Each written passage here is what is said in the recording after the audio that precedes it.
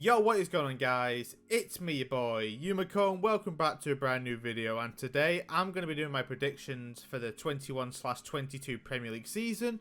So let's jump straight into it. Okay, so as you can see on your screen, I have a tier list thingy here, which is on Tier Maker. So I have the full list of all the teams that will be in the Premier League next season, which starts in 1 week time. So let's jump straight into it. Right, so in my opinion, the 3 teams that will be relegated are, it'll be Brentford, and it'll be Watford and Norwich. So, yeah, so the 3 teams that came up last year, I think that they will go back down. Even though I do think that Brentford have made some decent signings. I think they made like 2 signings, and one of them is a centre-half who's pretty decent, from Celtic, I think it is. So, yeah, but I do think that all of them will go down, I think.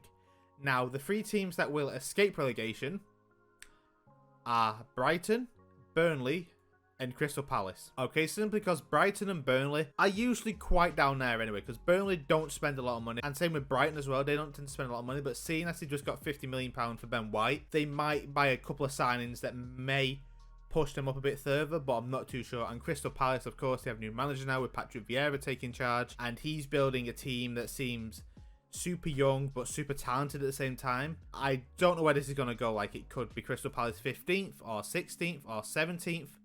Who knows, but that is how I see it right now. So then in the 12th to 14th position, which is the bottom mid-table, I have Southampton. Where are they? Wait, yeah, I have Southampton, Wolves, and Newcastle.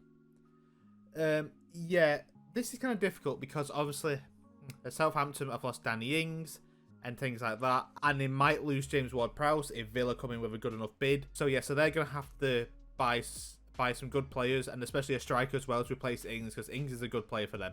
And I think that Steve Bruce did a really good job last year with Newcastle, with the budget he had and stuff. I think he did really good.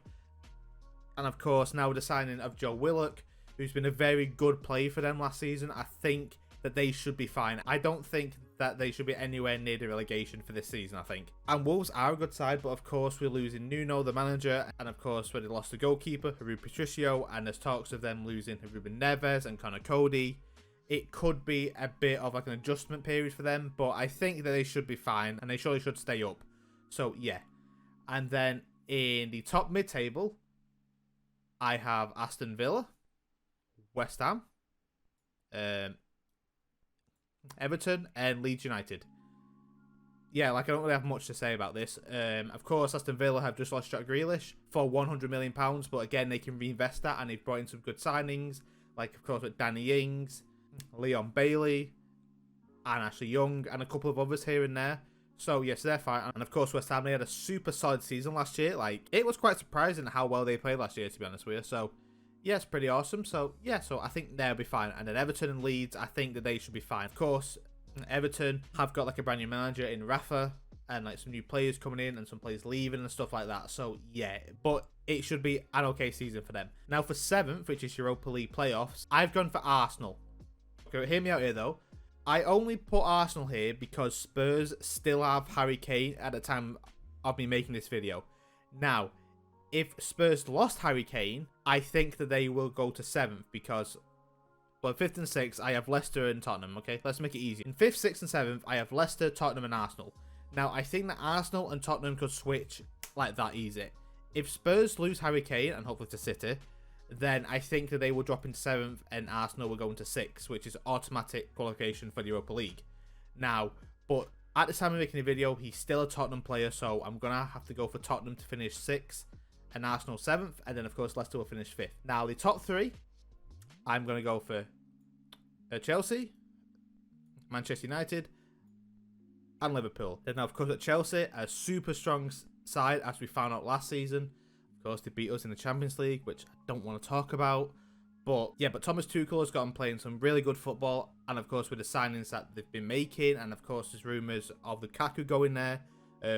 I think it should be announced today that he's signing for them, and he's a world-class striker, so he would definitely improve their squad. And yeah, and they're just a fantastic team. And of course United, they've signed Sancho, and I believe they're in talks to sign Varane, I think. I'm not sure if that's confirmed or not, but yeah, but they should be a dangerous team, but I don't think that they're going to be probably challenging, I don't think. Now you have Liverpool. Now, I suppose a good thing for Liverpool is that they do have Van Dijk back, and he was a huge part of their pretty poor season last year, with him not being there. And of course, they also have lost Ronaldo to PSG, which is a huge loss for them. But I'm sure they'll be able to find someone else to replay that position. But I do think that if they got a better striker, Liverpool, I think that they would be a lot better than they are, because I just don't think that Firmino is the right guy for them. I think they need someone with a bit more presence up top. So yes, that's that. And of course, first the champions, of course Manchester City. We're going to back-to-back. And of course we're going for that 4 in 5 years. So yeah, of course we've signed Jack Grealish. And of course we signed the GOAT Scott Carson on a free.